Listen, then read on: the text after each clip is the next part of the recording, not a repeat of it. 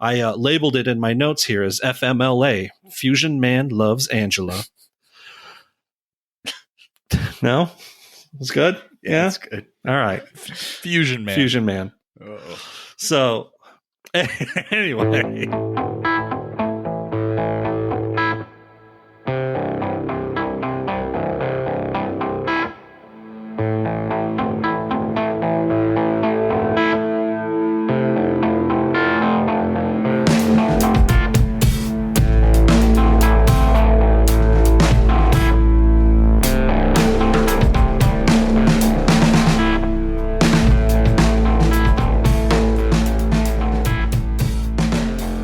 Welcome back to Shat on TV Watchmen, the unofficial podcast companion piece to the hit HBO series Watchmen.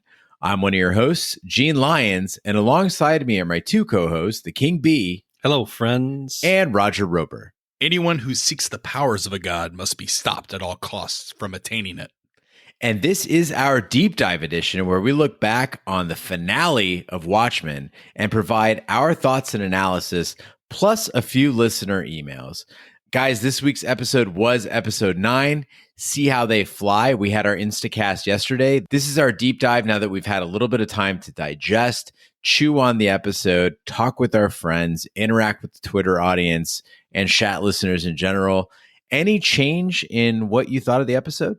You know, I'm going to come out ahead of the pack and just tell everyone that the more I think about it, the more I love it. This love that I've got for this show it's like an onion, really. I've watched Ozzy's Odyssey. This is a complete grand adventure. You know, we've been trying to draw parallels all season long about Ozymandias and Jesus, and Ozymandias is the Black Freighter, and Ozymandias is the full-run kitchen sink of the whole show. And at the end of the day, it's just a good old tale of a bad guy getting his groove back. You know, there's this lackluster ending complaining that's going on all over the internet, and I just have to laugh. Last week, people were falling over themselves to hail this show as the most poignant, epic series available, to quote one review. And at the end of the day, you're just getting a good, strongly delivered story about a scrap that stretches across decades and generations and legacies, but it leaves your heart intact. I think back to Lindelof's other creations, and I recall being moved to complete tears nearly every episode of that final season of The Leftovers. I mean, that show literally just broke my heart with its depictions of human grief. Why the fuck do I want to feel that again? Once is plenty. I don't understand why audiences have this desire, this need to claim that everything is always the best. It's unrealistic and immature to expect that everything that comes out is going to be the best thing on TV. So to anyone who doesn't like it, I just got to say, grow the fuck up and say thank you. I don't know that I agree with that. And after 24 hours, I'm really leaning the way Raj was in the Instacast, because the more I think about it, the more I'm left to wonder why we had to leave this world so soon. In the Watchmen official podcast, Damon Lindelof even admits that he felt that he was running out of runway with the show and had to wrap some things up. That's why episode 7 was so full of exposition. That's not a good look, man. I'm exhausted after 9 weeks of covering Watchmen. I feel like we did have a satisfying resolution to the tale. And yeah, Lindelof and company made a strong TV show. But the tragedy is that if Watchmen doesn't come back for a season 2, is that we've developed this amazing portfolio of characters. I'd say some of the most engaging and interesting characters that I've seen on TV in a while. And you've got this audience that you spent 9 episodes waking up. You have people who are mainstream TV viewers who are ready to hear what you have to say about race and about sex and about politics and fear and legacy and authority. These are people who, you know, would have a year ago, 2 years ago, been like, I just want my entertainment, keep the politics out of it. Now they're like, fuck yeah, tell me more. And if you walk away from that platform, it's kind of sad. At the same time, if Lindelof really wants to pay his respects to Alan Moore and make this like the Watchmen graphic novel, you have to walk away. This is what Alan Moore did in the 80s. He did this, mic drop, and let people figure it out for the next 3 decades. Yeah, as you're saying that, it really reminds me of some stuff we covered way back in episode 1 when we were drawing parallels between Rorschach and The Question, where the question states in one of his books, it's not my place to provide the answer or to save the day. I'm only here to provide the question. I don't think it's Lindelof's job to have this conversation with us about race relationships and things. It's down to us as an audience to fill that in. It's not their job as a TV show to tell us how we should feel about it. My opinion of the finale hasn't changed much since like the Instacast. It was a serviceable finale, one that while it closed most of the loose ends and left a few to be answered in a possible follow-up season. But I still think, and I'm here on my own, maybe on the island, thinking that maybe one more episode, maybe just focused on a little bit more of the whole Cyclops, Keene, racial issues introduced in the series that really gravitated us towards Watchmen would have satiated that empty feeling that I have. Hell, even adding 30 more minutes to this episode might have done the trick. But overall, I realize that I'm the one on the podcast that continuously crosses into fan fiction territory, which I know King B and Gene hate. So I'm just going to stop there. I'm going to enjoy the final deep dive with my friends in talking about this. But, again, it's a serviceable, fun finale. If they don't do anything more, then I'll be glad that the last 9 weeks have not been a waste. I am morbidly curious to know what you would add. I don't think we need to know anything more about Cyclops and Keene and racial issues other than what the show's provided. Maybe we don't need to hash it all out right now, but definitely shoot me an email with your 30 minutes of fan fiction. Yeah, you got it. Now I'm kind of curious. We might have to wrap up with that. Thankfully, we do have 2 more newsstand editions coming after this. So we'll have our regular listener mail episode later this week. And then next week, as we're sure people have tons to say as the show wraps up, we'll do one more final recap with another newsstand edition. So, Raj, maybe you'll give us your 30 minutes, the missing 30 minutes of Watchmen that you would have liked to see. You can write it under some sort of a nom de plume. But for this deep dive, I really want to focus on a couple things that we previewed in the Instacast and have kind of fleshed out for this episode. For me, it's going to be this idea that Dr. Manhattan wanted to die, sort of a suicide by Trieu, how he kind of orchestrated his own death. Raj is going to get into why Angela Abar swallowed the egg that was left behind for her. People have really fixated on the question of can she walk on water after all of this, but Raj is taking it to what I think is the meat of the question, which is why would she swallow the egg in the first place? Then the King B is going to talk a little bit about Ozymandias' Odyssey. He was definitely a secondary character in this series, but Jeremy Irons did provide one of the most thrilling performances, and the character of Adrian Veidt had some serious depth that was displayed in episode 9. Then we're going to get into something a little bit of fun just to lighten things up, talking about a character report card, whether we got too much, too little, or just enough of our favorite characters in the show, plus our usual odds and ends. And finally, we're going to talk a little bit about how Watchmen might signal a change in what TV or great TV means to the HBO viewership.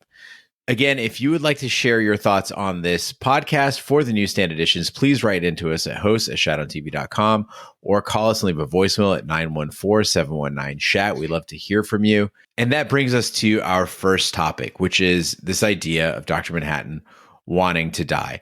Now, Adrian Veidt, when he was on Europa, tells us that a man needs purpose. And that led me to really think about John Osterman, Dr. Manhattan. Does he have a purpose anymore? Now, granted, he's not just a man. He's grown to something greater than that. But the soul, the identity behind it, whatever form he takes, is still the consciousness of a man. And if a man is led to see that he's just a puppet, if he sees all the strings, if he knows that no matter what he does, the outcome doesn't change, and he tries to escape that reality for a decade, he falls in love, he forgets who he is, but all of it comes rushing back in the end. He's got to realize at some point that, look, I've created life. I've made myself a god. I had a people who worship me. I've seen the universe. I've lived in every microscopic moment and every grand explosion of action. What more is there to do? Like, if there's no challenge I can't overcome, do I even have a reason to exist anymore? And I think these are ideas that are bouncing around in Dr. Manhattan's head. And I wonder if that's the whole reason he came back. That's the whole reason he was on board with going to his former colleague Ozymandias and putting in that chip where he kind of forgets that he's a god, and that allows him the ability to forget himself, to forget his powers, with the exception of extreme life-threatening events, but that allowed him the 10 years to live amongst mankind and feel what love is and feel what it is to be a father. That was the last thing that he had to accomplish. And he did that. Once he was done, maybe 10 years was enough, like most marriages, right? And he's like, listen, I'm out. I'm going to be done. My only question, though, is did he know this all along? Did he know this was going to be the plan? I would even push you guys one step further and say that beyond that, does he even really feel that he's committing suicide? He's already stated that a human body, there's no difference between a living and a dead one. There may be no difference to him to have all this energy condensed into one, singular blue dong or spread evenly out across the universe. He still exists in the form of whatever energy he was made up of. He's just no longer right there in that cage. And listener Jacob in Melbourne, Australia, wrote in with this exact sentiment. He said, my favorite interpretation of this finale is that Dr. Manhattan saw the writing on the wall regarding powerful forces that could threaten to steal his power. So he could have just lived on Mars or Jupiter forever, but he clearly found that unsatisfying. And in the end, he chose to return to Earth to live, love, and die, just like everyone else does. And that provides a different answer to the question of why Dr. Manhattan didn't do anything to protect himself against the 7th Cavalry. People brought this up as a way to refute the character that was drawn out by Lindelof and company. They were saying, this isn't Dr. Manhattan. This is being written as a point of convenience for the writing staff. Basically, like Dr. Manhattan has been rendered impotent by this writing staff and not defending himself when he formerly could, destroy entire waves of armies in Vietnam. Well, maybe the reason why Dr. Manhattan didn't protect himself has nothing to do with paradoxes in time. It has to do with the fact that he was like, I'm ready. I'm ready to go. He knows that he's going to pass.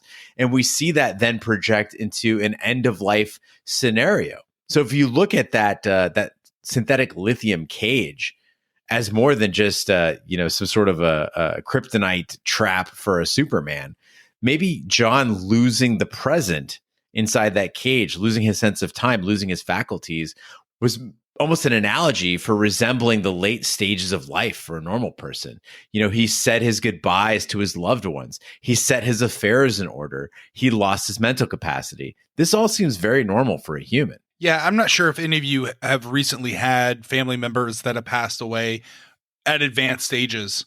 In the last 5 years, half decade, so to speak, I've lost grandfathers. I've lost a lot of people in my family over the last few years. My grandparents in particular, my grandfather started passing away and he was older. He was in his late 80s. But when he was in the hospital, and my family was there and I went to go say my goodbyes to him, he would only speak to me in Spanish. There was a sense that I think he knew who I was, but he would only answer me in Spanish, and I got to say goodbyes to him. And my other family members that were with him at the time said that he started to see and recollect people. He said people were in the room with him from his past, and he was excited and he was ready to go and see them. And he was talking about that. The same thing with my grandmother on my father's side. When she passed away at the advanced age of 101, my family members who were with her in her final moments said that there was a calmness about her, that she was again recollecting people from her past that were there to, in their opinion, transport her into the afterlife. So there was a lot of that going on. And now you could say, well, that's possibly what happens when we die. Is our brains there's a chemical reaction that happens and we start to hallucinate, and maybe that gives us comfort in our final moments. Some people like to think of that as faith, but if we're going to depict it, and I really liked what you said here, if Dr. Manhattan, this all knowing being is if he's accepted the fact that he's dying, why wouldn't he then go back in those moments and be present with those people and look forward to his passing? And just to draw parallels, that's what I've experienced in my own life. So I like that idea. And it's illustrated in this incredibly powerful and emotional scene. And guys, I'll be honest, I went back to make sure I got the quote correct. So I watched this scene about 3 or 4 times, the final scene between Angela and Dr. Manhattan, or John Osterman, where Angela asks, "Where are you?" Because he's floating between time frames. And he looks directly at her and he says, "I'm in every moment we were together all at once." And you see these flashbacks of their life. And I got emotional every single time I watched it. This is powerful television, and it's a triumph for John. He's saying his farewell, and he wins. He got rid of Lady Triue and her technology. He got rid of Cyclops, and he, I think, in a way, got rid of Adrian's God complex as well. By sending him to Europa, he taught him a lesson and almost made him a hero born anew. And so there's a lot going on here. The question that's left is, did he leave powers to Angela? And if he did, what motivated her to accept them? That dovetails nicely because, again, the more I thought about it, the more the question was raised to me, why would Angela scoff down that egg seemingly without hesitation? You know, she's got those 3 children that she was worried about when John sent them elsewhere. She's had basically a lifetime of pain with her parents dying, growing up in a foreign country and an orphanage. Her only hope of exiting that moment, right as it was about to happen, it was taken away by the passing of her grandmother. And she lived with the most powerful being. And so she has an understanding of Dr. Manhattan's abilities. So again, it begs the question, why would you willingly and without any hesitation wolf down an egg possibly containing those Superman-like powers? I'm glad you brought that up, Raj, to the fact that she lived with Cal Abar. She lived with John Osterman, and she saw that the only way he could even fit into a normal life was by inserting that ring into his head to make him forget what he was. It seems like if you were to face the horror of inhumanity and then just accept it.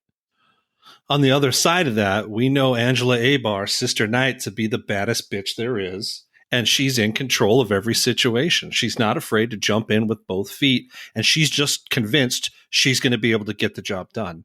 Much like her gulping down that egg and the beer way back in Vietnam. She's just ready.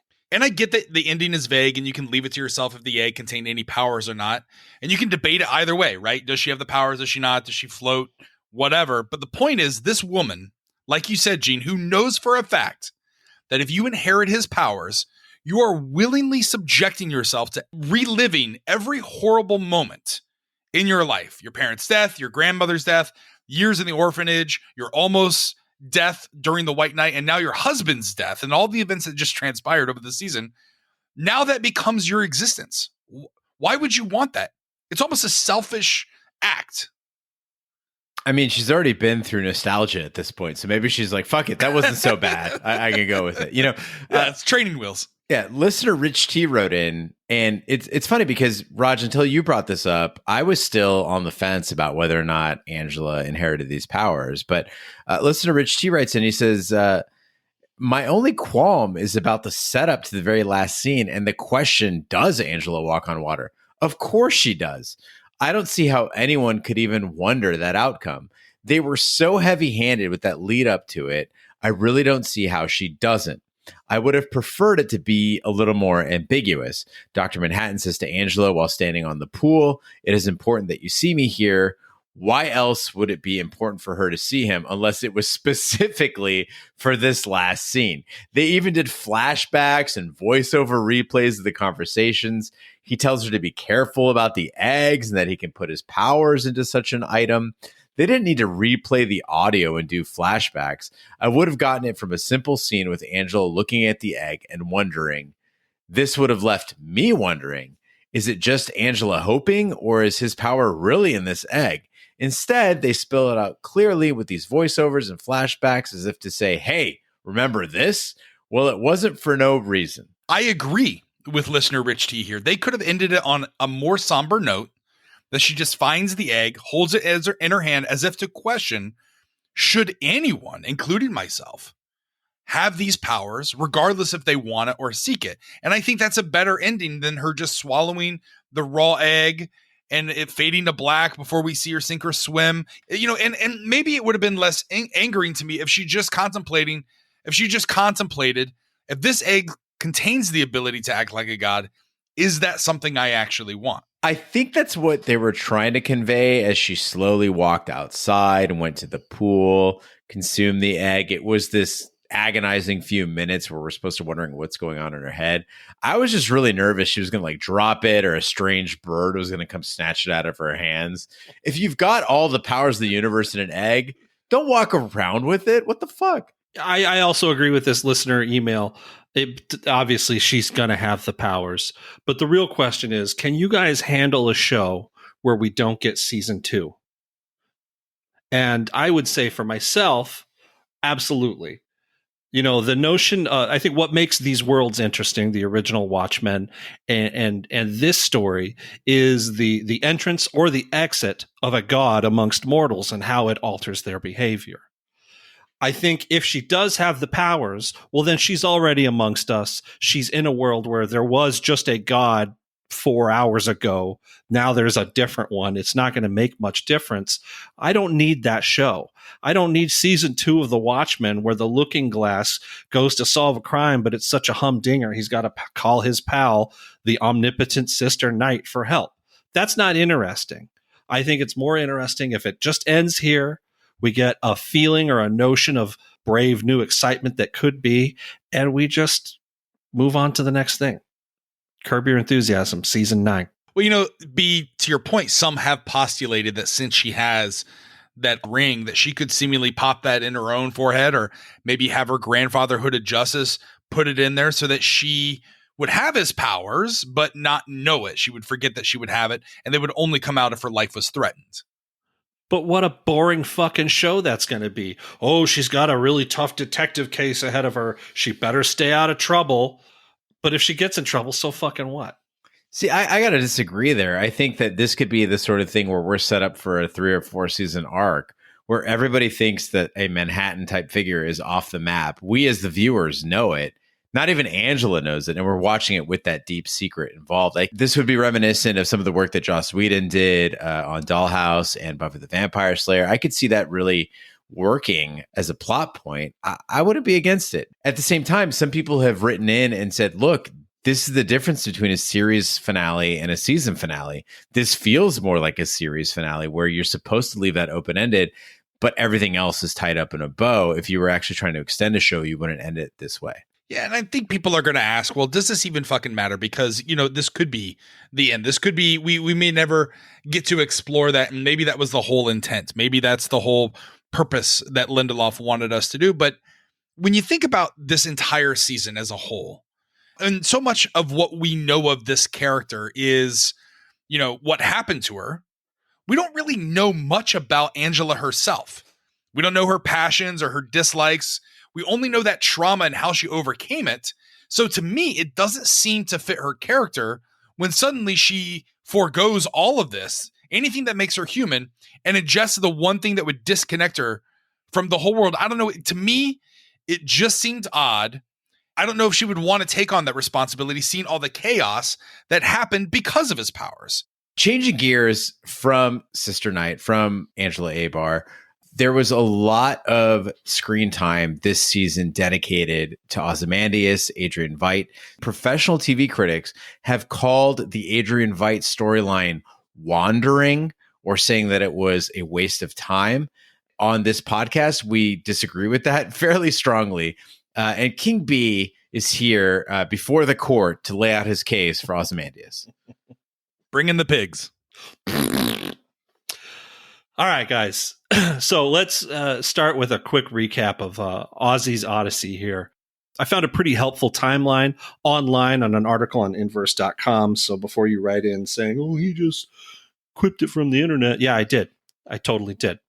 In 1985, Ozymandias, was the big bad villain. He creates this squid attack, this psychic squid attack, kills 3 million people, and world order ensues, cloaked in this deception. So 23 years later, we find Ozymandias wandering around his home base. He's wearing slippers and a robe. He's kind of depressed. He's just going through the motions. Lady Triue shows up and reveals herself as his daughter, kind of shits on his master plan, and then says, hey, why don't you bankroll this new one? Obviously, he kind of declines, true to form. 2009, Dr. Manhattan pops in, just a little pop in. They talk Utopia shop for a little while, and they decide to make a trade. Adrian Veidt, clearly disillusioned with everything that he's gotten done on planet Earth, is enthralled by, or he's very interested in what Dr. Manhattan has been doing, which is really the same sort of thing, creating a utopia on this planet, and kind of wants to go check it out. So Dr. Manhattan agrees to send Veidt to his utopia to see what it is to find a planet where they don't want to build bombs and constantly fucking kill each other all the time. And in exchange, Veidt gives Manhattan this device that allows him to take a couple years off. I labeled it in my notes here as FMLA, Fusion Man Loves Angela. For the next 8 years, we get to learn about the world that Manhattan has built. We're introduced to the Phillipses and the Crookshankses and the Game Warden. Adrian Veidt on this planet learns really quick that Utopia is not all that it's cracked up to be. And he starts to really yearn for those old struggles that gave him purpose. He needs a fight in his life. He finds a way out of Manhattan's utopia bubble, and he leaves a sort of message in a bottle for Lady Triue. He gets in a little trouble for this and spends his final year imprisoned in a basement cell. Adrian Veidt tunnels his way out of captivity and escapes to a shuttle from Triue, who receives his earlier message. He's encased like a statue, and he's rocketed back to Earth. Defrosted and defrocked, Adrian gets to witness his worst traits in his mysterious daughter, and he's given this new purpose. He's got to destroy his greatest, most worthy rival. At last, a worthy adversary. One thing about this timeline is there's 2 years in between when he first crash landed back on Earth and when he's defrosted? I mean, it really depends on how long you think that the rocket took to get back, because Veidt in the 2008 conversation, he's told by Lady Triue that the probe will pass Europa in 5 years, right? So that's in 2008. So the probe would pass by in 2013. Then he's got to kill sometime. We're not sure exactly how many. We're only signaled by the candles on the cake, right? So it's definitely sometime after 2013. But yeah, Raj, there is definitely time between Adrian Veidt crash landing on Earth and the time that he's unfrozen from the golden carbonite. It seems as if when Lady Triue first shows up at his doorstep and he's like shooing her away, he's like, the no fans, no pictures, get out of here. First of all, how did she get there? I'm less concerned about that. I'm more concerned with, it seemed like he was fine. Like, if I looked in the background, number one, he's all put together. He's still wearing and has that Ozzy swagger that he doesn't have a year later. And I wonder if that visit by his daughter set forth this madness in him that when you see him a year later, when Dr. Manhattan shows up, there's more of that crazy Ozymandias, and he's turned over his office and he's kind of living like a crazy Howard Hughes. It's possible, Raj, but I would argue that the way he reacts to her giving him any credit shows that he's not doing okay, because this stranger shows up, and despite all the other misgivings that you have, despite the fact that you consider yourself the greatest mind on Earth and a champion for mankind, all it takes is this woman to give you credit for your squid and credit for saving the world and saying, I'm the world's smartest woman, recognizing you, the world's smartest man. And you're like, come on in. Like, he's definitely not okay. I mean, just to rehash, he spent 23 years pretty much by himself in his fortress. As soon as she does give him credit or lets on that she knows what it's all about, oh, you'd better come on in then. But that kind of leads me to these emotional peaks and valleys that this guy is going through. We know that he's got a timeline in his pocket when he goes to Europa. And he figures out within that first year, this is not a fucking place for him to be. So after 23 years of isolation, it's sort of like the monkey's paw. He gets his wish. And I would say that guy didn't last a month before he said, God, this fucking sucks. I want out. This is the problem that I have maybe a little bit with the reliance on modern day ways that we watch TV. And I know we're going to save this for the end, but one of the things that we're forced to do is go on these supplemental websites or listen to the official supplemental podcast to get answers to fill in the gaps.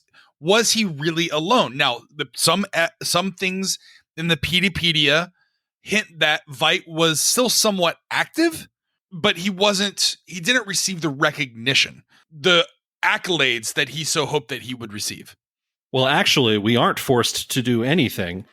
They state rather plainly that he says, like, nobody knows that he's done this. He's obviously still active because he's running the machines behind the scenes. And Lady Triue comes to him to hit him up for money. So we know that his businesses are still intact. The guy says, I don't meet with fans. So clearly at this level, he still believes himself to be a public figure. It was all spelled out in the television show. I don't need a Peteypedia to tell me nothing. Well, I think there might be viewers, though, that thought he was just in his underground basement and went crazy for 23 years. I mean, there might be viewers that don't know how to read. I can't account for everybody's failings. So, all right, listen. We've got this man, this master of the self, this perfect man. And Iron's performance is a brilliant display of this maniac who's rife with internal struggles. Having completed his master plan, we find this guy not so strangely dissatisfied with his victory. There is no glory. He isn't publicly hailed as some hero. Ultimately, the direction of humanity hasn't changed. He says as much. They do love building their bombs, he says. When he's confronted with Trieu's reveal, he's visibly staggered.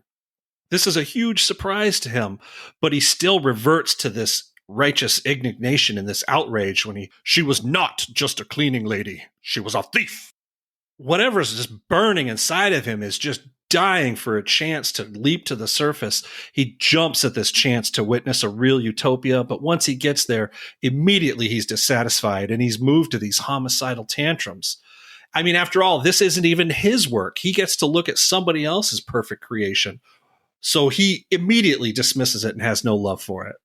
It's clear that he views his rescue by Triue as his own triumph rather than the work of someone else. And you get this confirmation when Lady Triue does decide to thaw him out, and she's just like, wow, it must have been really humbling for you to ask for help. There's just this recognition in his face. He's the world's smartest man, and holy shit, he just got took.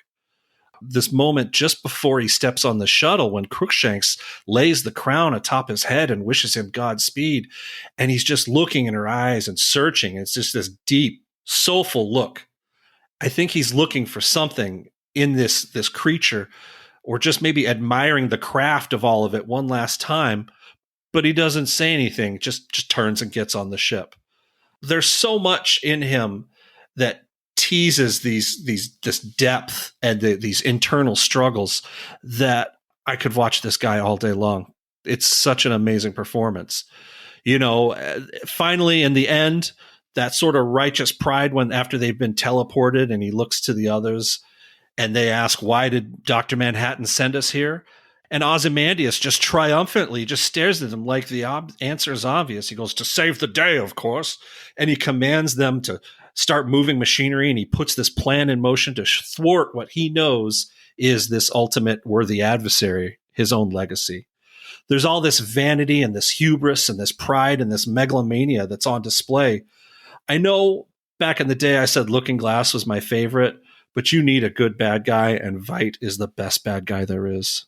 Raj, you made a case in a previous deep dive about Adrian Veidt possibly being sort of a Jesus character, and other people have made the connection, I think you have as well on Twitter, that there's a sort of a Luciferian character in there as well, though.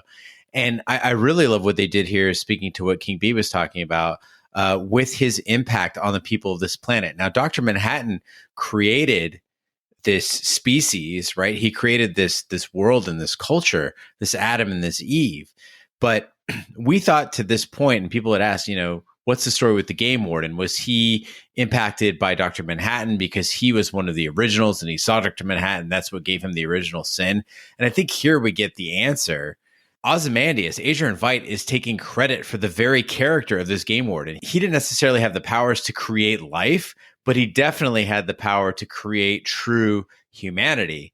And there was that moment that really tugged at my heartstrings between Ozymandias and the Game Warden, where he's holding him in his arms. And the Game Warden asks, "Why did you make me wear a mask?" And he says, "Because masks make men cruel," that he wanted to create that cruelty. He's painting in his own way. He's creating what true mankind is.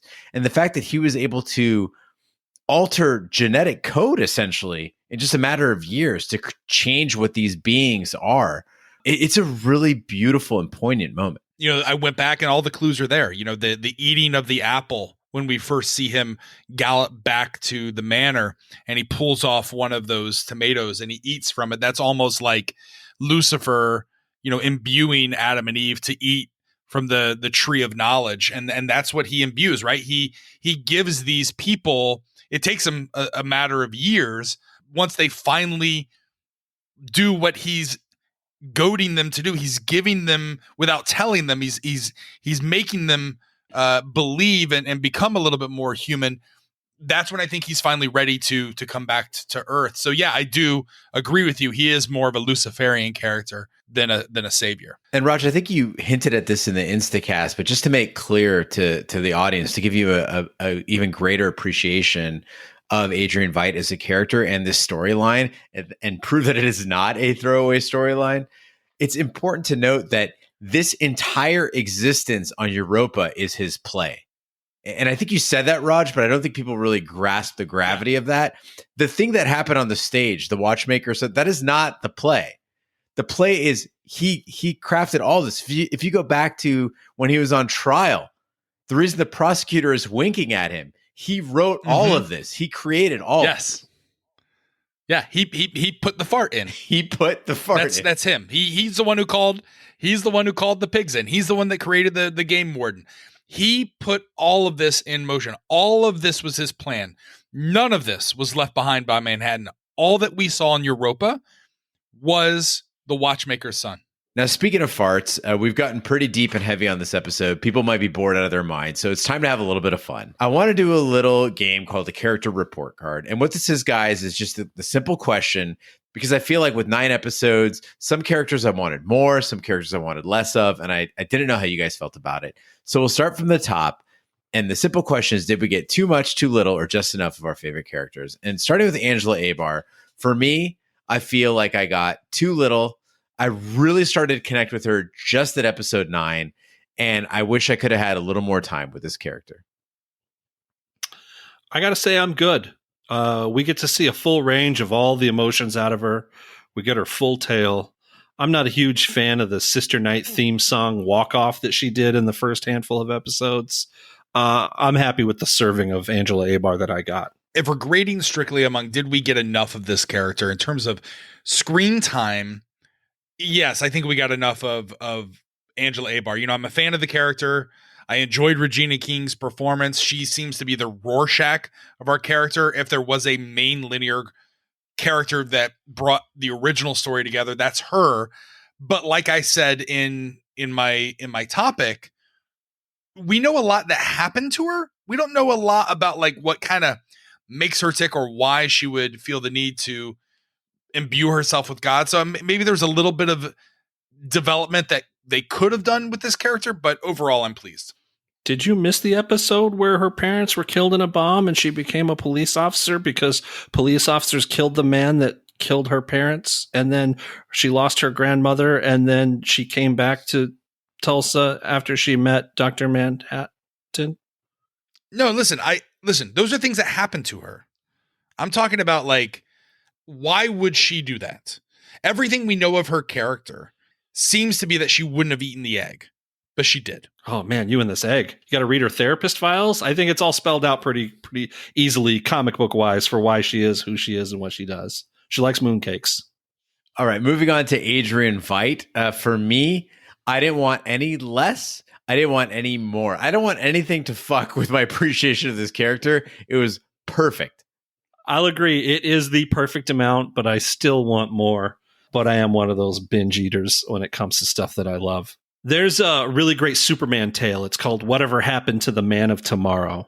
And it was done in like the late 70s or 80s. And it's 2 issues of Superman where editors over at DC Comics decided they wanted to go in a whole new direction with a whole new creative team with Superman. So what they did was they wrote this beautiful 2-issue story, and it's kind of about every Superman villain coming together and fucking wrecking his day and how he gets around it. And it's told from the point of view of a newspaper journalist visiting Lois Lane to ask her about her old friend Superman. And the whole crux of it is whatever happened to Superman and where is he now? It's an excellent full ending for a character that never gets an ending.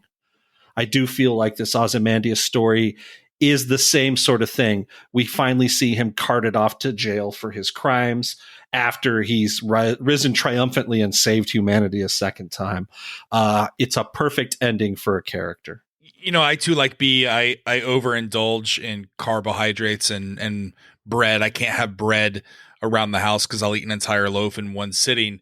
So I think Veidt is that, tasty loaf of Cuban bread whenever I go back to Florida. I could never just have enough of it. So I could never have also enough Jeremy Irons.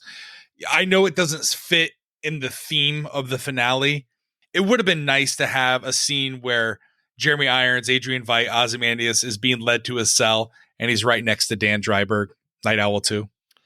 That's a really good one. I myself daydreamed a little scene where it's 5 years later and we see the happiest Adrian Veidt we've ever seen. He's running things from inside of the prison. Everyone's sort of working for him. He's got the place running tip top, and he's secretly working on his escape plan. I'm not locked in here with you. You're locked in here with me. From Adrian Veidt, we move on to Dr. Manhattan. For me, there was just a little too much Dr. Manhattan. Two big complaints. One was that, for God's sake, I don't know if it was something in his contract or something like that, but Yahya Abdul-Mateen II, they got to get rid of the eyebrows. I think that's what was throwing me off. You could tell it was a guy. He was reminding me of Tobias Bluth in those end scenes. Like, he was just a little too blue. Honestly, don't even make him blue. It would have been fine. It looked a little silly.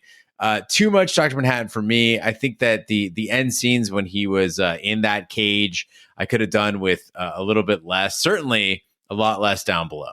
That is a lingering panning shot while he's there kneeling in that cage. You get the full map of that dong. Yeah, could you imagine if this was a female character and they just had her in a cage with her titties out for like 10 minutes? Everyone would be like, that's gratuitous. Grow up. She'd need some long old titties, that's for sure. It's just the right amount of Dr. Manhattan. As the DC cinematic universe has proven, it's hard to write for a Superman character, a character that is invulnerable or impenetrable and only really has one, flaw or one thing that can stop him. And you mentioned they illustrate that through this kryptonite-like chamber that they put him into. Ultimately, at the end of the day, I think they did a masterful job here.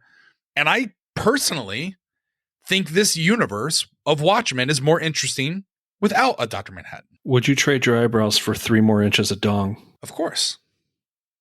No, I've been told that I have a medium strong dong. So I like my current eyebrows. Raj, I think medium strong is like a coffee. I don't think you can have a dong that's medium strong. I have a medium strong penis. That's what I've been told. It's a medium strong penis. I think that's your Dungeons and Dragons alignment. No, it's medium strong. Can you do a push-up with it? For the record, as a Middle Easterner, I'm not mocking anybody else for having huge eyebrows. Yahya Abdul-Mateen II's eyebrows are gigantic. So when you put blue makeup on them, it just looks silly. Anyway, sure. Moving on. Lady Trieu. For me, just enough. We had enough Lady Trieu to demonstrate what she was as a character. She served her purpose, albeit, as you said, Raj, in the Instacast, a little two-dimensional. I didn't need any more or any less of her. Yeah, I'm going to agree. Ultimately, I didn't care for her until really the final episode. Up to that point, she was just a little too hip, clever, and cool whenever she interacted with other people.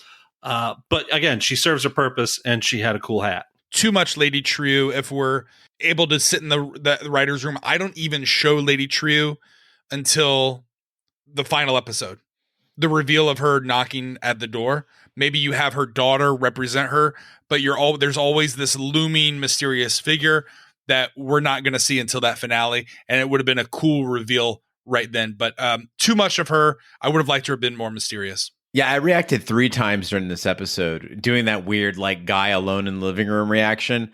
One is when the guy from the 7th Cavalry, I think his name is Steve or whatever. Yeah. When Senator Keene asked him, "What happened to you, Steve?" And it's like quiet for a second. He's like, "I teleported." That made me laugh. And then, of course, I did cry a little bit with John and Angela's farewell. And then the other reaction was I clapped when Jane Crawford was like, "Could you please shut the fuck up with the speech and just kill us already?" I was like, "Yes, Lady Trieu, this has gone on too long. Let's get on with the show. God damn it." Could not agree more. All right. From a character that we got too much of to a character that I feel like we got too little of, Looking Glass. I don't think anyone disagrees with the fact that he was a fantastic character that was kind of diminished in episode 9. I mean, he got a wrench bonk and that was about it. Tim Blake Nelson's performance is vastly underutilized throughout this series. You get one great episode, 2 or 3 good scenes here or there. I would say if you do have a season 2, it's the Tim Blake Nelson Looking Glass show. I completely agree with both of you here. Highly underutilized. Why did they even show him the video? Like, he didn't even get to do anything with that knowledge. And then you don't get the satisfaction of seeing him kill his captors or those who came after him and tried to kill him at his underground bunker. Again, if we ever get to the episode of where Raj rewrites Watchmen, one thing I would like to have seen is him rescuing Blake from the 7th Cavalry, maybe with Angela, maybe with Red Scare, maybe with Pirate Ginny. I think that would have been fun. It would have been satisfying. You go from a paranoid doomsday prepper to someone who, like, you know what? I no longer need this reflectine. I believe in myself, and I'm going to go save my friends. Again, I think that would have been fun. That would have been satisfying because I agree with you. That was one of the best episodes when they focused in on that character. All right, that's 3 votes for more Looking Glass if you're listening there, HBO. Next up, we've got one for Laurie Blake. I admittedly wasn't a huge fan of this character, especially bringing in a legacy character from the original Watchmen. I kind of expected a little bit more, but I wasn't wholly disappointed. For me, it was plain even with just enough. Yeah, she comes on, she does her job. She, within the realm of the story, represents an important fulcrum of like change. I think it hails to the old without befuddling the new. Ultimately, I'm okay with it. Yeah, I agree with you guys. It was just enough, though I would have preferred more exploration into the Dr. Manhattan, Angela, Laurie triangle or that interaction. It really seemed disingenuous to the character that she at least didn't fight with Angela or she wasn't there to see the demise of, she spent a lot of time with this character, with Dr. Manhattan, and there was really none of that in this series. So, again, I'm looking forward to her in Night Owl 2 in season 2, though. Yeah, fuck fighting with Angela. Just saying like, "Hey, John, it's me." Right. I haven't seen you in forever. I love you. Like, nothing. Yeah, there was none of that. She was just like, I'm going to whisper to Looking Glass for a little while. For fans who never read the books or watched the movie, at least, why even introduce this character? If you're not going to bring up the interactions that she had with Dr. Manhattan, if you're going to go down this path where you're going to kill him, then you got to give it some emotional gravity. It can't just all be Angela. So I think they did some missteps there. Now, the mustache twirling villain in the final scene, Senator Keene Jr., for me was a little too much. There was just these abhorrently long speeches from him. And although I did like him in his little Manhattan panties, I could have done with significantly less Senator Keene Jr. Yeah, he's a non-factor for me. He almost didn't even need to be a named character, but ultimately he doesn't irk me. It's just fine. It doesn't irk me as well. Again, the character was fine. I would have, again, like to have seen more of Cyclops, their far-reaching powers, how much this is spread across the globe, if at all, in order to be fully enthusiastic about their demise. But I am looking forward to this actor having a great career, and as he transitions into playing Eric Taylor, a young Eric Taylor, in the prequel to Friday Night Lights. You know, as the guy on the podcast who gets called out for being a racist a lot, I gotta say, you sure do really want to learn more about Cyclops. Are you not happy that they killed off the racists that were running America? Here's what I'm saying is that the 7th Cavalry is enough. But then you introduce this idea of Cyclops. Ooh, it went back to the 40s. Is that all that Cyclops is? Like, it seems to have powers in government. How deep is this? Like, is it only focused in on the Tulsa, Oklahoma area? Like, Cyclops to me seemed to be a far deeper level of villain, like almost like Spectre, right? But then it turns out that they're just two-dimensional white assholes that are easily all destroyed with one laser beam. It wasn't satisfying to me. I really want to know more so I can really fucking hate these guys. I mean, I hate them, but I really want to fucking hate them. Aren't assholes by nature two-dimensional? Of all people, King B, you should know the answer to that question. I mean, when you consider the function of them. You're like an onion. And moving on to another Cyclops member, Judd Crawford. I'm going to go with too little on this. Don Johnson is just too gripping on screen. I felt a lot like I did with the death of Ned Stark in Game of Thrones, where I was just like, oh my God, Sean Bean, you're so good. Come back. Yeah, Don Johnson, such a charismatic figure in every role that he's in. I feel like the character and the performance loomed much larger than the small ripple that his death actually caused. Yeah, are you kidding me? I want to be Don Johnson's best friend. I think he would have been a perfect character to showcase that introspection of Cyclops.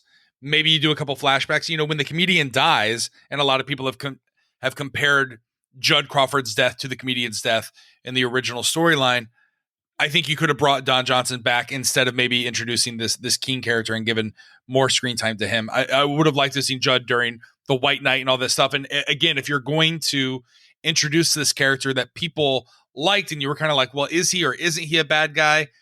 And then just kind of throw it away with an exposition line like, oh, Judd was behind it and got us closer to them. It felt rushed and it sucked.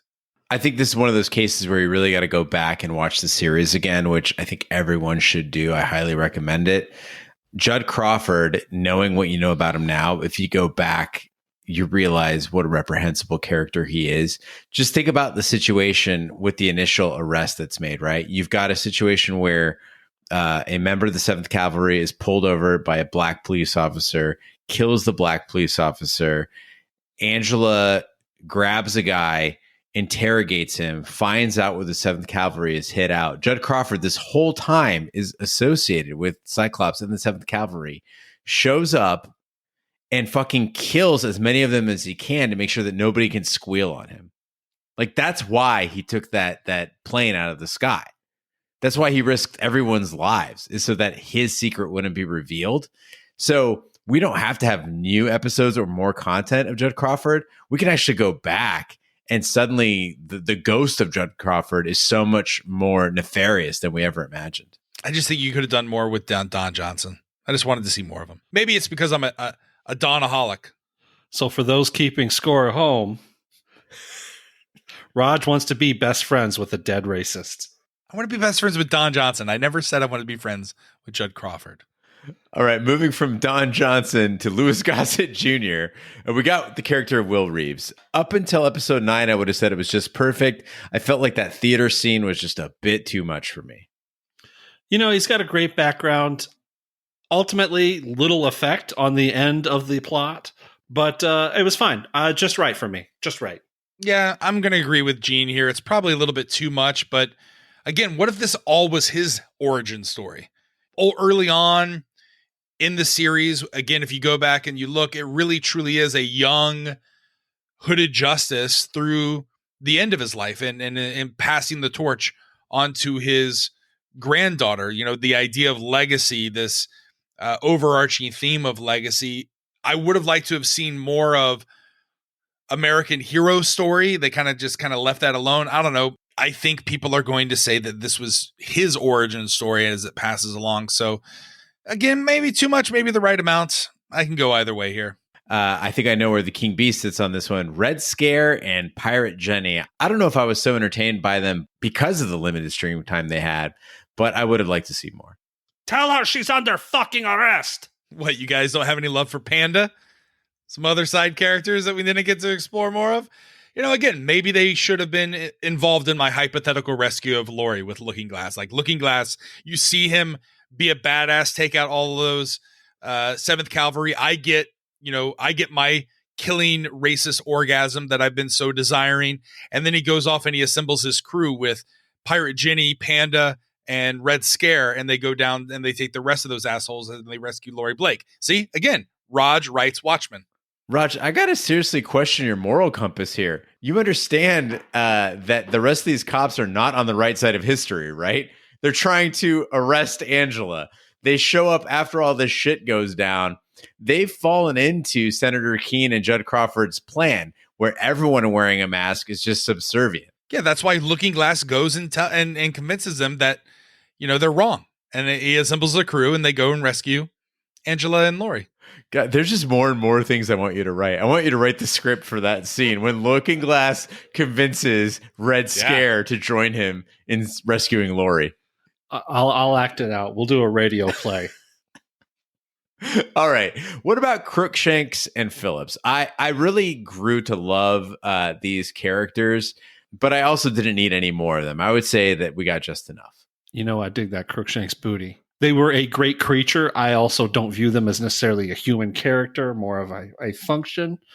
But there is a performance given by both of these actors. This sort of just, I don't want to say it's an empty stare, but there's a searching, longing look that they both have that is pretty stirring. Perfect. Yeah, they're just props in my mind, but I did love them. And I'm sad that so many of them had to die to spell out the rest of the word daughter. And finally, the character who had the highest screen time to fan hysteria ratio, Agent Petey. I would say we got just enough. Loved every second he was on screen, but ultimately the character felt like kind of a dead end, and I don't know that we needed to spend another minute on him. A lot of talk about Lube Man. Here's the deal. Lube Man's dumb. Fans of Lube Man are dumb. The whole idea is just dumb. The only thing that would have made it not dumb is if there were multiple instances of different goons wearing masks just being hauled into the police station on a regular basis. The notion that maybe vigilantism is still sort of a prevalent nuisance more than like an actual national threat. If that were the case, then I could see the recurring Lube Man making sense. But as a one and done, it just seemed like a waste. Too much. Yeah, guys, joke's on you. I'm designing a Lube Man t-shirt for our online store. Just go to www.shatontv.com/merch and buy your own Lube Man merchandise. This might be the item that displaces King Bee as the best-selling item on there. Okay, listen, Raj, I got to say, you, me, Big D, put in hours and hours and hours, over 120 episodes together of Shat the Movies. King Bee waltzes in here with one cool logo. I didn't even design it. And becomes the best-selling item. The fuck? How far am I outpacing you guys in sales? I believe you're 1 or 2 items ahead of Raj's Awesome World. You're outselling the Zero Wipe shirt. Zero Wipes is my favorite piece of merchandise on there. Only because it's slightly above King Bee because I made it. But like, yeah, I can't disagree with those who have purchased the King Bee Adventure Club. Also, I think the King Bee is a mysterious gruffian, in the podcast that pops up every now and again. And I think that interests people. They're like, I want to know more of this guy. It's like when Carrie here was never as popular as she is when she's not on the podcast. So I think that's why. No, what I mean by that is people want more of her now that she's gone away. You know what I mean? Now that she's retired. If King Bee were to ever just leave the podcast, people would be like, when's King Bee coming back? I miss King Bee. I love his gruff exterior. I want to spoon him. I just want to give him hugs and I want to marry him. Couple more 1-star reviews and that might be the case. Stay tuned. Yeah, the 1-star reviews, there's no correlation between 1-star reviews and the amount of merchandise and how popular you are in the podcast. So as a note on the merch, if you go to shotontv.com/merch to order, the time to use standard shipping and get stuff by Christmas has passed, but Easter is just around the corner. Valentine's Day, baby. President's Day, New Year's Day. Shat 20 promo code, save 20%. There you go. All right, moving on to the odds and ends. Just a couple things that didn't really fit into the other categories that we really should get through. Just things that have been on our chest that we need to get off. One is that we had confirmation. A lot of people wrote in and asked about the squid system and who's running it while Adrian's out. I thought it was manual. I think everyone thought it was manual. Apparently, according to episode 9, the squid system is fully automated. So that answered a question for many listeners. But the question I really had was, would frozen squid actually rain down from the heavens like a Gatling gun, as Adrian Veidt says? I looked it up, guys. Frozen squid is unlikely to blast through someone's hand. It does like it does for Lady Trieu. If you throw a penny out of the sky off the Empire State Building, or you shoot a bullet straight up into the air and it comes back down, wind resistance will slow it. So the baby cephalopods raining from the sky would hurt like they did when they hit the cops, but they would not likely tear through your whole hand and leave like a 20 millimeter hole in it. Sure, it looks cool as an effect, but that's just not good science. Yeah, and that was one of my odds and ends, is that we were served up another stigmatic visualization when the frozen squid goes through Trieu's hand. Again, is that another sign that they're trying to say that any savior of mankind who thinks that they're a savior, they'll be sacrificed? I don't know. But it just seems odd that they would, as we've pointed out in previous episodes, why they would specifically choose to focus in on that. I expected after that scene, I was like, oh shit, we're going to see people exploding on screen. I expected like just these squids to be ripping through people's heads, like going through their bodies. And then people are just falling down. Angela goes running through with like a pelican case lid on her head. And I'm just like, that's it, huh? I don't know what you guys are getting your family for Christmas, but I'm getting them a pelican case for all their traveling and camera accessory needs. Like, that is great on Pelican for whoever is in charge of their marketing. Also, I want to point out, because we've gotten a lot of emails about it, I made a joke about Eggo coming to the table and advertising and doing some tie-ins with blue waffles, blue Manhattan waffles. The reason I said that is, yes, I know you'd never want to Google blue waffles. I get it. I understand it. It was a joke. Thank you for actualing me. Some other odds and ends. Ozymandias says Israel is desolate and her seed is no more. Palestine has become a widow for Egypt. I'm not sure if you guys knew about this. It comes from the Merneptah stele, or also it's known as the Israel stele or the victory stele of Merneptah. It's an inscription by the ancient Egyptian pharaoh Merneptah. The text is largely an account of his victory over the Libyans and their allies, and that stela represents the earliest textual reference to Israel and the only reference from ancient Egypt, which I thought was fun. It was discovered by archaeologists in the late 19th century. I think it was 1898. Is this going to be on the midterm? It is going to be on the midterm. Some other cool Easter eggs on the theater marquee as the Angela Abar family, as the Abar family is leaving. All the letters have been knocked out except for the letters Dr. M. So I thought that was kind of a cool visualization. And then finally, you can put to rest all of the suspicions and conspiracies. The PDpedia does confirm that Petey was fired from the FBI and is confirmed or highly suspected to be Lube Man. And you can go on the PDpedia and find that out. So all the people who thought Lube Man was Petey, you were right. Enjoy. All right. The final thing I wanted to talk about before we close out this final deep dive for Watchmen is the way that TV is changing. And I sat with this all night last night and all this morning, just mulling it over as I went to bed, as I had my coffee. And I've come to terms with Watchmen and the way that the audience is ingesting and digesting this series. Now, I want to start out by saying I'm not here to judge anyone on how they watch TV. I'm sure you work hard. This is your time off. It's your time. It's your HBO subscription or your pirated data. You can watch this show however you like. When I talk to people, when I read Twitter, when I check YouTube comments, I realize that the audience, or at least much of the audience, is looking for something different from their TV watching than I am. I noticed after episode 9 that people were talking mainly about whether Angela could walk on water. And that's a good conversation to have.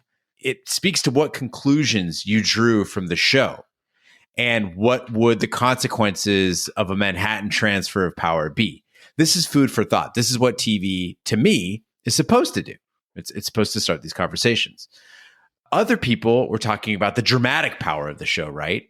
How you really felt for Cal and Angela being torn apart by this centrifuge and this power struggle that broke apart their home. And I understand that too. But dozens of others in my Twitter feed and in daily interactions, conversations I have with people, wanted to talk about how Angela was framed in blue on the original Watchmen posters. And people are actually showing me like Twitter threads like, did you notice that the clock behind her looks like an egg yolk? And that's a type of viewership that surprised me. Again, I have nothing against it. I just don't recall these conversations during Deadwood or The Wire. And it's not genre specific. I mean, Battlestar Galactica was a bona fide sci-fi show, and people weren't talking about these, these Easter eggs and these tricks. It really makes me feel like TV is changing as a whole, and what people are considering genius TV is changing as a result.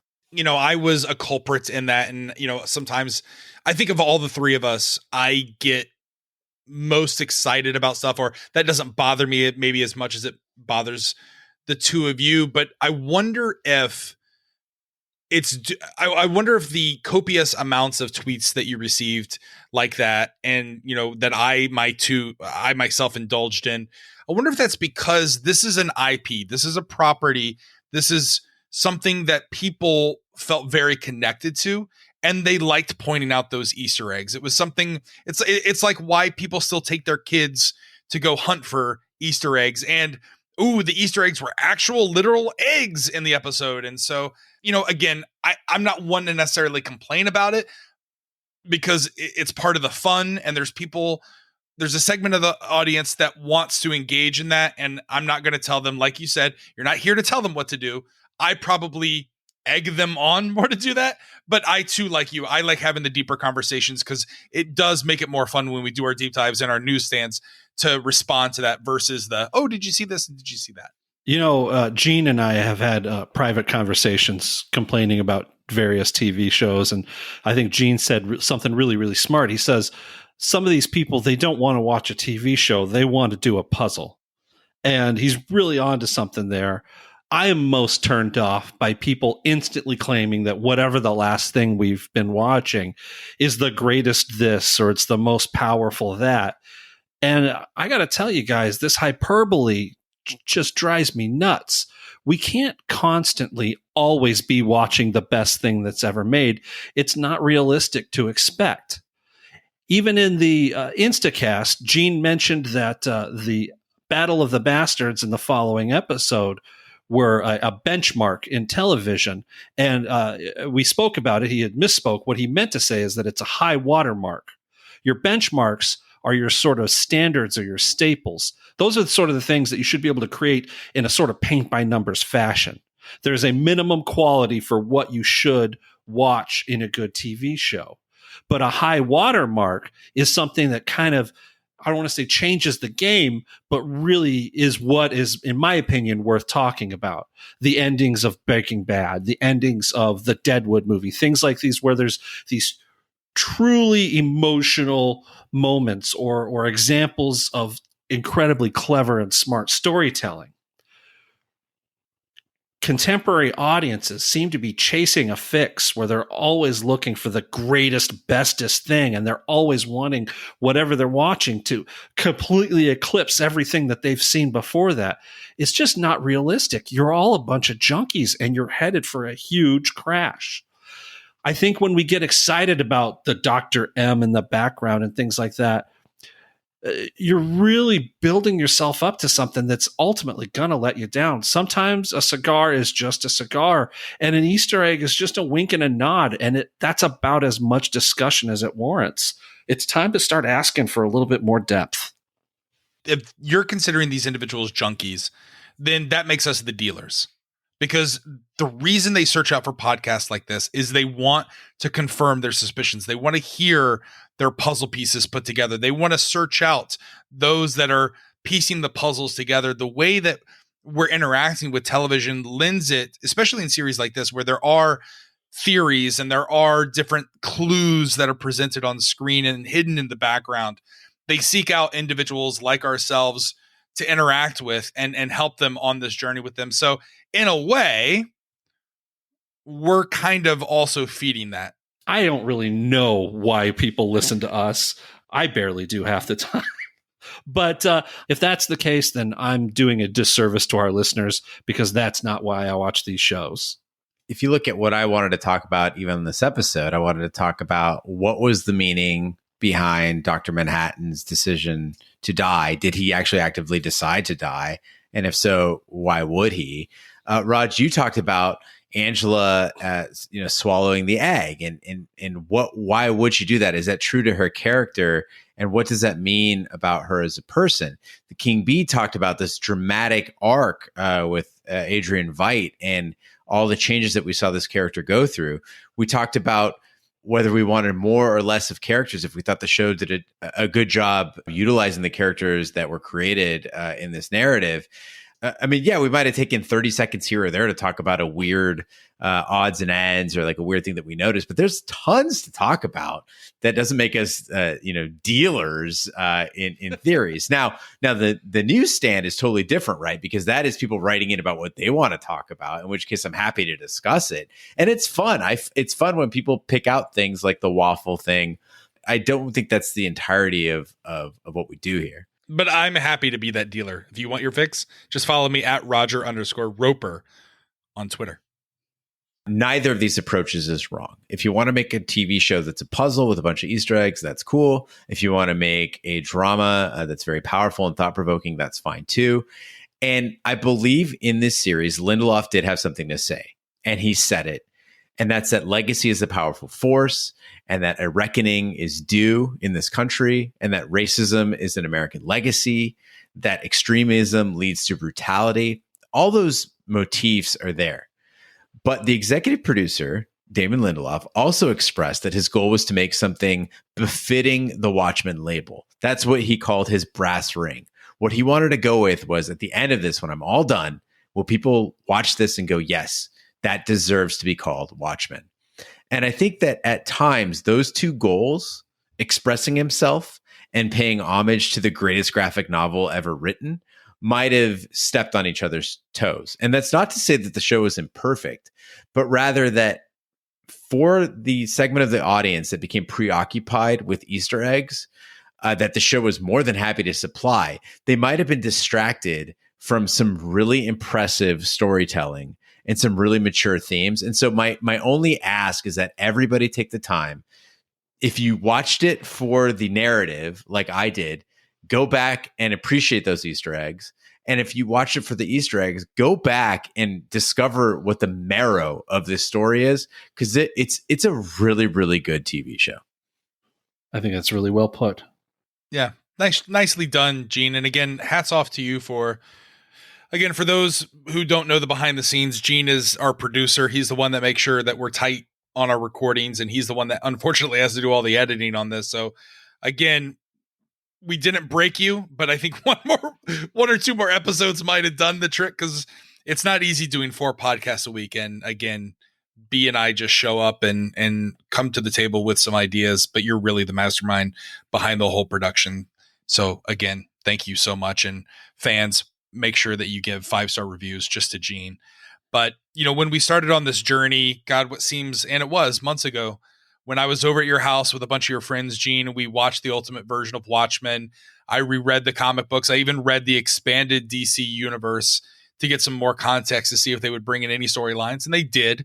I've got to ask the two of you, for years, the discussion was whether or not there could even be a sequel to Watchmen, right? The DC universe, like you said, for better or for worse, did buy the property, the IP, and then release some additional stories. But when we look at this as a direct sequel or a remix, if you will, of the original comic books graphic novel storyline, are you satisfied with what Lindelof and his team did here? Raj, listener Matt W. wrote in from Holden, Massachusetts. A point that he had is that Watchmen was called a reboot and a reimagining and a new take, and Lindelof was so hesitant to call this a sequel. And Matt's point is, like, this is a sequel in every sense. You have characters being brought back from the original story. There's no change in continuity, I think, with the exception of maybe John Osterman's family origins. But for the most part, like, this absolutely is a sequel. And I think as a sequel, it does a really great job. And I think really captures what happened over that span of time. You know, going back to characters like Adrian Veidt, I felt like that was Adrian Veidt, who had been sitting in his stronghold all that time. If anything, he was just a better version of Adrian Veidt than the movie depicted. I think it's an excellent piece of work, regardless of whether or not it is or isn't a sequel, spiritual or a remix or a reboot. It was just a great story. That being said, if there's never another one, that's okay too. You guys remember that the Watchmen characters were all analogs for characters that had already existed that Alan Moore just wasn't given the permission to use. If you wanted to tell another story that could fit in this universe, how about we just let old things be what they are and create new things with new names? And maybe they're also analogs, but now it's a new IP and it's not beholden to all the rules of the old. There's value in letting old things stand as they were and creating something new. Like a Sister Night or a Looking Glass?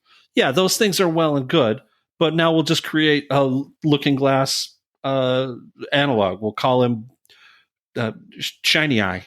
I think that's the only way that they can continue this series is, like you said, King B, if they bring in other analogs for other characters and they approach different storylines. To draw a terrible analogy, this is almost like the end of the Skywalker saga, right? If they're going to do anything more with Star Wars, then explore something different, like the Knights of the Old Republic. If they're going to do something with Watchmen, it's got to be done with different characters, but in this universe. All right. Well, guys, Raj, as you credited me with keeping this show tight, this is the longest one we've done, and it makes sense. It is for the finale of the season. But we do have the newsstand left for everyone to listen. So again, you can write in at hosts@shatontv.com. And if you'd like to leave a voicemail, that number is 914-719-SHAT. It is sadly time to sign off for the night and conclude this final deep dive for Shat on TV Watchmen. Be sure to follow us on social media and share with a friend. We're on Twitter, Snapchat, and Instagram at Shat on TV. On Facebook, just search for Shat on TV Podcast. The website is shatontv.com. And please don't stop listening, because we are going to give it our all for 2 more episodes at least. Wherever fine podcasts can be found, including iTunes, Google Play, Stitcher, Pandora, Spotify, and YouTube. Be sure to subscribe. And if you stop by iTunes, please leave a review. That helps the podcast grow. If you haven't subscribed to our movies podcast, shatthemovies.com, please do so as we continue to put that out every week. That is our constant, no matter what TV show we're doing or not doing. Shat the Movies is in effect. You can catch me there, Raj, this mysterious guy known as Big D, and even sometimes the King Bee. So be sure to check that out. On behalf of my co-hosts, Raj Roper and the King Bee, I'm Gene Lyons. Be sure to join us later this week for the episode 9 Newsstand Mailbag Edition season finale. See how they fly.